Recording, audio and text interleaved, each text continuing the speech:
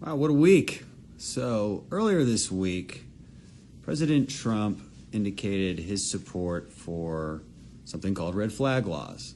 I stated on Twitter that maybe we should consider them at the state level. Maybe we should have a conversation about it, and it should be a conversation. Unfortunately, that's not what happened. What came out of it instead was hate-filled comments, lots of emotion, a lot of anger, a lot of memes. A lot of memes, by the way, which could be improved. Okay, but that's not the point. The point is that clearly even the words red flag law just emotionally triggered a lot of people. It made you guys really mad at me, and it seemed that no amount of explanation was able to quell your fears or convince you otherwise, and convince you that somehow the president and I had not betrayed you. That is not true, of course, and it's sad that many of you think that. It really is. But I did have some good conversations, some good private conversations with a lot of you, and this is what I found out. Clearly, when we say red flag laws, you guys stop listening. You can't hear what we're suggesting, because understandably, you automatically assume that we are just agreeing with the left's version of that law, and we all know that the left's version would not be good. It would not protect due process. But as it turns out, that isn't what we're talking about at all. At its heart, what we're talking about is the ability to confiscate weapons when there is clear evidence that violence is about to be committed. It's that simple, and this isn't that controversial. What is controversial is how that due process is protected, and I think that's where a lot of these concerns are.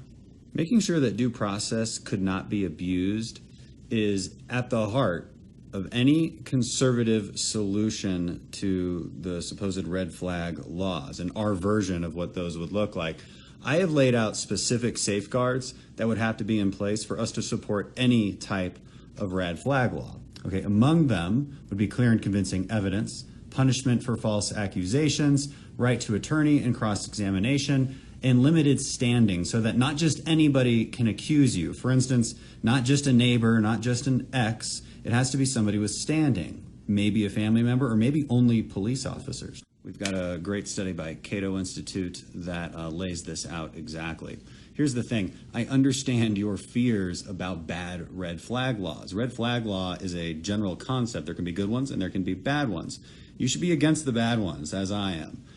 The whole purpose of what the president did and what I am doing in trying to start a conversation about this is so that we take control of the narrative and propose solutions that actually do protect due process rights and ensure that we aren't on the sidelines when Democrats are proposing blatantly unconstitutional laws that would not protect due process. The last thing is this.